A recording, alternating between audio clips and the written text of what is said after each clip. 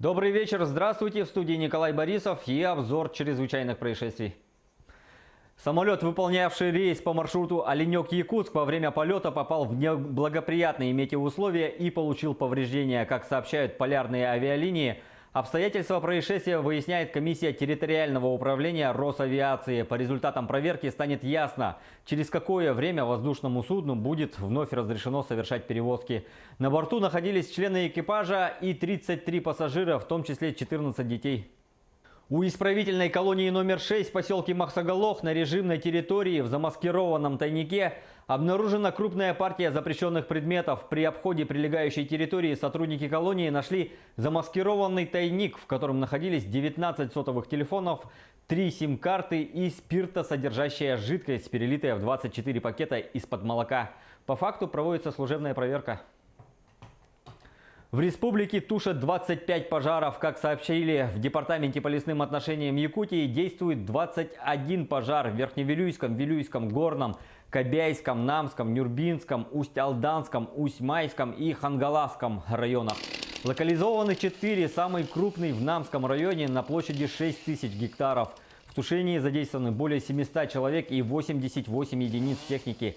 По всей территории республики действует режим ЧС в лесах регионального характера. В Якутии по материалам прокурорских проверок возбуждены уголовные дела по фактам халатности при тушении лесных пожаров. Как сообщает Генеральная прокуратура России, в начале июля на территории Намского района были обнаружены 2 лесных пожара, территория которых на момент обнаружения составляла 6 и 3 гектара соответственно. Позднее, 17 июля, один из них разросся до 6000 гектар. Площадь второго составила более 2000. По мнению следствия, причинами разрастания пожаров стали в том числе недостаточно привлечения сил и средств для тушения со стороны должностных лиц республиканской авиалесохраны, Якутлесурса, Намского лесничества, а также органов местного самоуправления. Такая ситуация повторилась в Горном районе. Материалы направлены в следственный орган для решения вопроса о уголовном преследовании.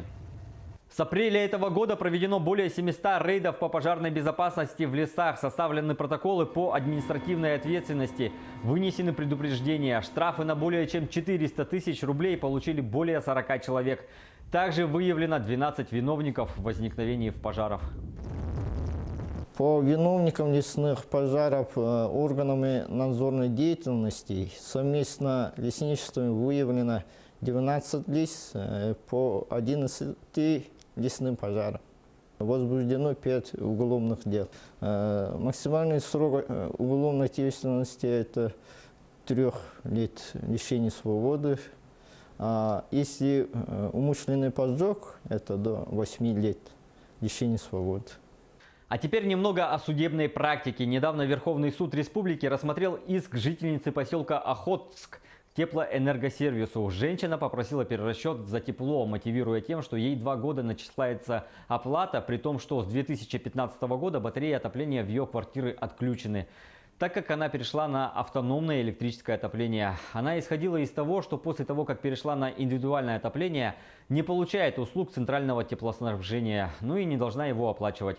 Однако суд отказал в удовлетворении иска. Мы обратились за комментарием в Верховный суд республики, который поддержал решение суда первой инстанции и оставил без изменения решение об отказе без удовлетворения. Радмила, расскажите, пожалуйста, почему?